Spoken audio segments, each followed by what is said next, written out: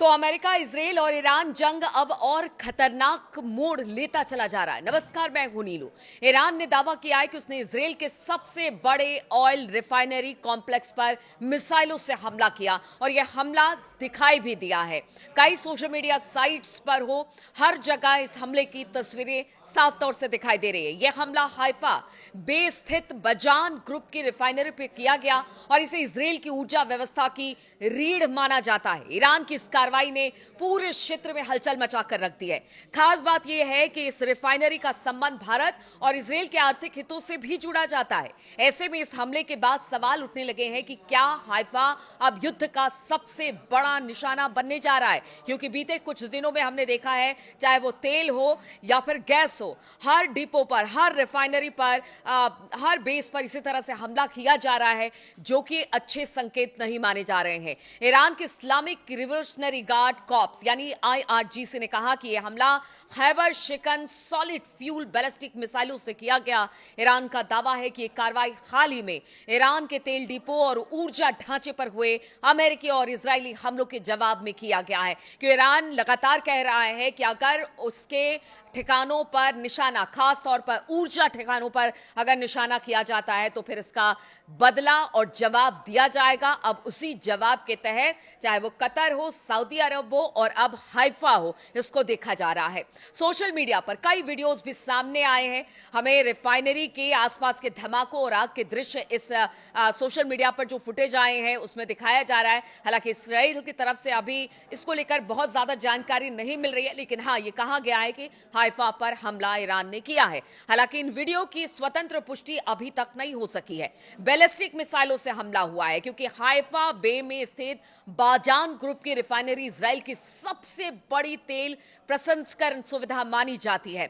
Reports के मुताबिक ये जो रिफाइनरी है वो देश के कुल घरेलू ईंधन की करीब 50 से 60% आपूर्ति करती है। इसलिए इस पर हमला इजराइल की ऊर्जा सुरक्षा के लिए एक बड़ा झटका माना जा रहा है।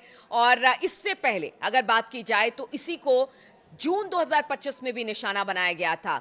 यानी 2 जून 2025 में ईरान के मिसाइल हमले में इस रिफाइनरी को तब भी नुकसान हुआ था और आज भी इसमें नुकसान हुआ है।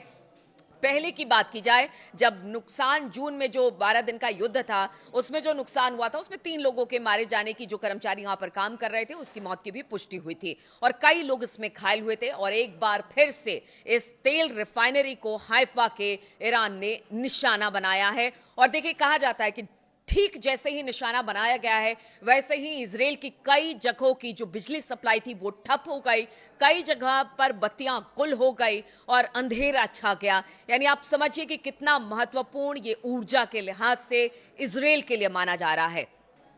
अगर ईरानी अधिकारियों की बात की जाए तो उनका कहना है कि हाल के दिनों में तेहरान के आसपास मौजूद तेल भंडारण केंद्रों और ऊर्जा ढांचे पर हुए हमले के बाद यह कार्रवाई की गई है। हम बिल्कुल नहीं चाहते थे कि इस तरह की कार्रवाई हो, लेकिन जब इजराइल ने हमारे ऊर्जा संसाधनों पर हमला किया उसके बाद यह जवाबी कार्रवाई है और ये तब तक करते रहेंगे जब तक कि इजराइल और अमेरिका जो है वो हमारे ऊर्जा ठिकानों या फिर गैस भंडारण हो या LPG हो, इन सब चीजों पर अगर हमला करता है तो फिर इसका जवाब दिया जाएगा।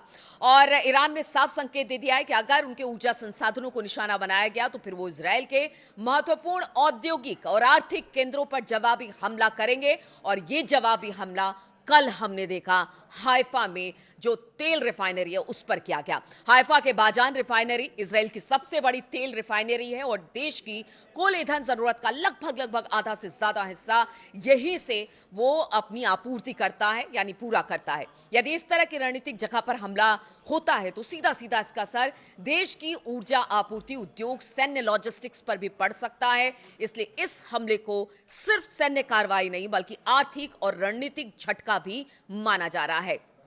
कतर, सऊदी अरब के गैस और तेल ठिकानों पर भी हमला हुआ और अब इजराइल को निशाना बनाया गया है। इससे चिंता और ज्यादा पूरी दुनिया की बढ़ गई है, क्योंकि कतर की बात की जाए, कतर बहुत सारी जगहों पर गैस का आयात निर्यात करता है और उसके अलावा अगर बात की जाए बहुत जगह पर कतर के गैसेज या सऊदी अरब से जो तेल हैं या गैस हैं वो अलग अलग मुल्कों में जाते हैं। अब जब हाइफा की बात की जाए तो भारत भी वहां से तेल मंगाता है, आप समझिए कि अगर इस तरह से आगे आने वाले दिनों पर गैस और तेल के भंडार पर हमला किया गया तो इसके दूरगामी परिणाम होंगे, क्योंकि कहा यह जा रहा है कि कतर के जिस गैस प्लांट को निशाना बनाया गया वहां पर 17% प्रोडक्शन कम हो गया है। दुनिया का 17% प्रोडक्शन कम हो गया है और अब उसे ठीक होने में करीब करीब 5 साल लगेंगे। यानी 17% जो वहां पर गैस है वो पूरी दुनिया को आगे आने वाले 5 सालों तक कम मिलने वाला है। तो आप समझिए कि एक ठिकाने पर हमला हुआ तो इतना नुकसान, अगर इसी तरह से टारगेट किया गया अरब देशों में जो भी तेल और गैस के ठिकाने, तो आप समझिए पूरी दुनिया में किस तरह से हाहाकार आगे आने वाले दिनों में भी मचेगा।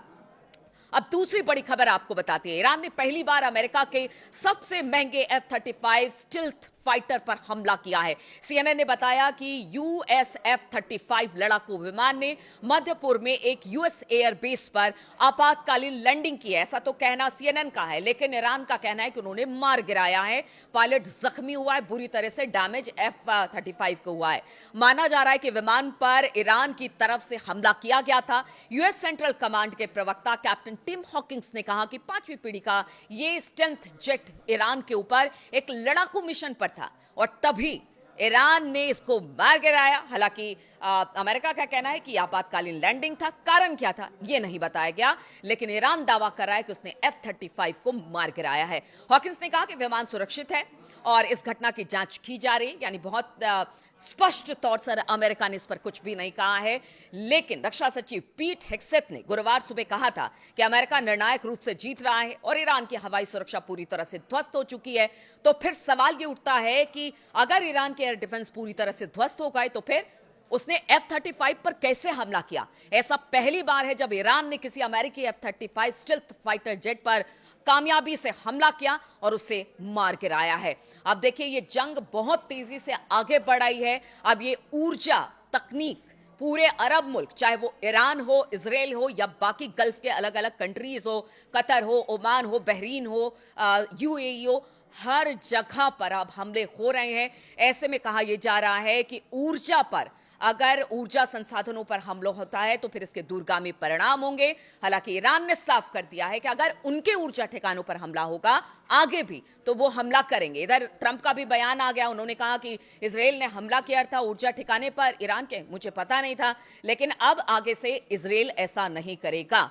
तो यहां पर भी कॉन्ट्राडिक्ट दोनों के बीच में दिख रहा है, यानी नेतन्याहू और ट्रंप का कोऑर्डिनेशन सही नहीं है, इस पर सवाल उठ रहे हैं, लेकिन लोग कह रहे हैं ये सिर्फ दिखाने के लिए है। इधर ईरान कह रहा है कि ठीक है हम हमला नहीं करेंगे, हमने पहले भी कहा था, आगे भी हम हमला नहीं करेंगे जब तक कि हमारे ऊर्जा ठिकानों पर हमला नहीं किया जाएगा। तो अब देखना होगा कि क्या सभी जो खासतौर पर 3 मुल्क जो इस युद्ध में सीधे सीधे इन्वॉल्व है, अमेरिका, ईरान, इजराइल, क्या वो संयम बरतते हैं? कम से कम ऊर्जा ठिकानों पर तो हमला नहीं करना चाहिए इन्हें, ये पूरी दुनिया भी कह रही है, ट्रंप भी कह रहे हैं, लेकिन आखिर नेतन्याहू को समझाए कौन? और ईरान का कहना है कि हमले की कार्रवाई हमला है, बदले का बदला लिया जाएगा।